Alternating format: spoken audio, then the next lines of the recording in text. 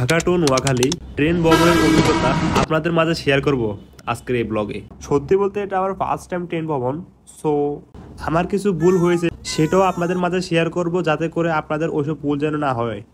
So আর দেরি কিসের, এখনই শুরু করতে যাচ্ছি আজকের আমার এই ট্রেন ভ্রমণের ব্লগ। আমার যাত্রা শুরু হয়েছে ঢাকার মিরপুর থেকে। আমাকে এখন মিরপুর থেকে কমলাপুর রেল স্টেশনে যেতে হবে, বাট আমি কিছুক্ষণ ধরে খেয়াল করতেছি আকাশটা খুব মেঘলা। যা ভাবতেছি তাই হলো, যাত্রাপথে বৃষ্টি শুরু। যাই হোক, কোনোরকম বাসে উঠে পড়লাম কমলাপুরের উদ্দেশ্যে যাওয়ার জন্য।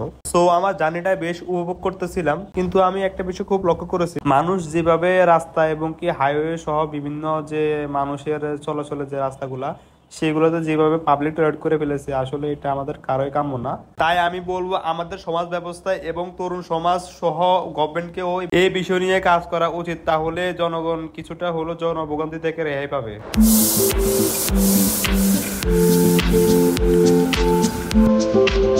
তো চলে আসছি এখন কমলাপুর রেল স্টেশনে।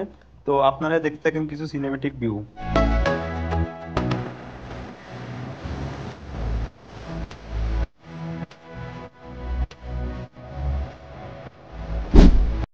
যারা আপনারা ভাবতেছেন ট্রেন দিয়ে বিভিন্ন জায়গায় ভ্রমণ করবেন, তাদের উদ্দেশ্যে একটা ছোট্ট মেসেজ দিয়ে রাখি।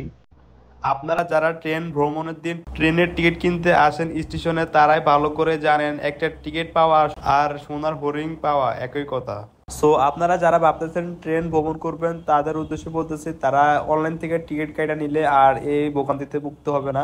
আপনাদের জন্য অ্যাপ স্টোরে এবং কি প্লে স্টোরে একটা রেল সেবা নামের একটা অ্যাপস আছে, ওইটা আপনারা ডাউনলোড করে ওইখান থেকে চাইলে আপনারা টিকিট কেটে নিতে পারেন অনলাইনে।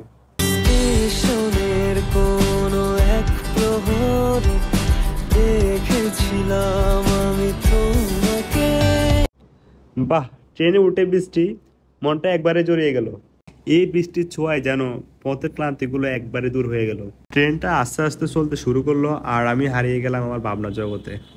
ख्वाबों में आना करके सोला सिंगार, मैं अब क्यों होश में आता नहीं, सुकून ये दिल क्यों पाता नहीं, छिलो न क्यों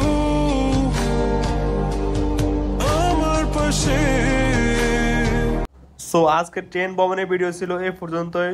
সবাই ভালো থাকবেন, সুস্থ থাকবেন, আর আমার ভিডিওতে বেশি বেশি লাইক কমেন্ট শেয়ার করবেন, তাহলে এরকম ভিডিও নিয়ে আমি সামনে আবার আপনাদের মাঝে হাজির হব।